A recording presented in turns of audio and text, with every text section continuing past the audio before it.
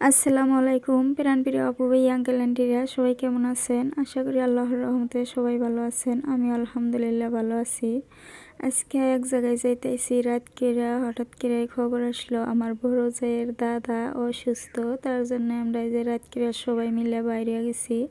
এটা হলো চাপর বাজার। চাপর বাজারে ওই যে আমার বাসুর কিছু ফল ফলসি কিনে নিয়ে আসলো। কলা নিছে, গাখির নিচ্ছে, আর কি বা নিচ্ছে নিয়ে যে এসে বাড়ি পাইলাম। অন্ধকার দেখেন এই যে আমরা এসে বাড়ি পাইলাম। তো সাথেই থাকেন, দেখতে থাকেন পুরো ভিডিওটা। আশা করি ভালো লাগবে। ভালো লাগলে লাইক কমেন্ট শেয়ার করবেন।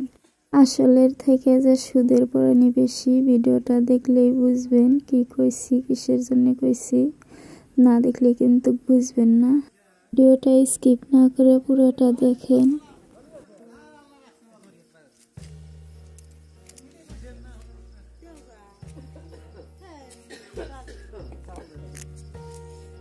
ভালো আছেন তো ভাই?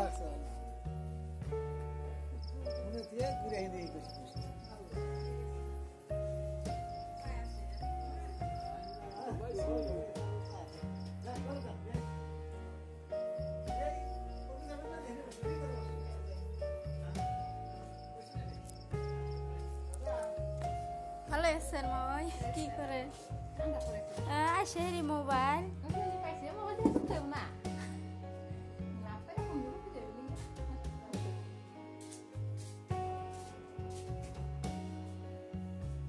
দেখি কথা কনে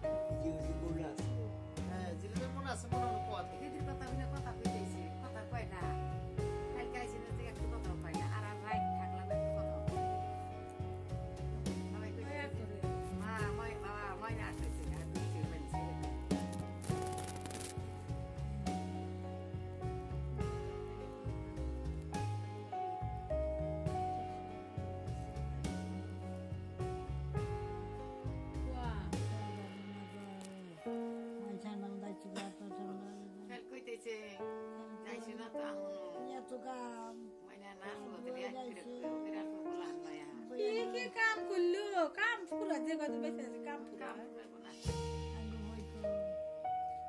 যাই নাই, বইয়ের কাছে যাই নাই।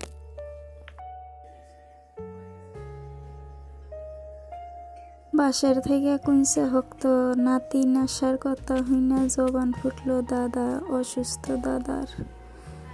তে মানুষে কয় যে আসলের থেকে সুদের পুরানি বেশি। এই কথাটা যে সত্যি আজকে বাস্তবে প্রমাণ পাইলাম।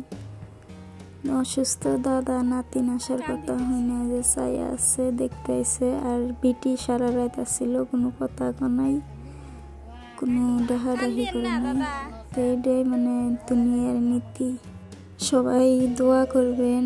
আর আমার ভিডিওটা দেওয়ার দেরি হয়েছে, ইনি কিন্তু মারা গেছে। তে আল্লাহর দেখেন কি অপরূপ সৃষ্টি, আল্লাহর নিয়তি বোঝা বড় দায়।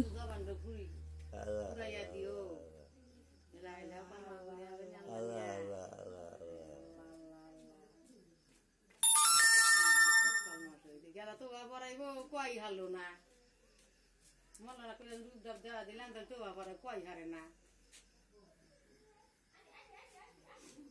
আর মান কুয়া হারলো নি ধান মন চাইলে তো ফলন ফাললো ফুটলো মনের কথা বুঝনা বাবার কথা ফুটলো। এক শনিবারে যায় অসুস্থ মানুষ দেখে এলাম, আর এক রবিবারের রাত্রেই মারা গেছেন ইনি। সোমবারে মাটি হয়েছে না। আজকের ভিডিওটা এই পর্যন্তই। তা আমার এই দাদা কিন্তু কার দুনিয়াত নাই। সবাই দোয়া করবেন, ভালো থাকেন, আল্লাহ হাফেজ।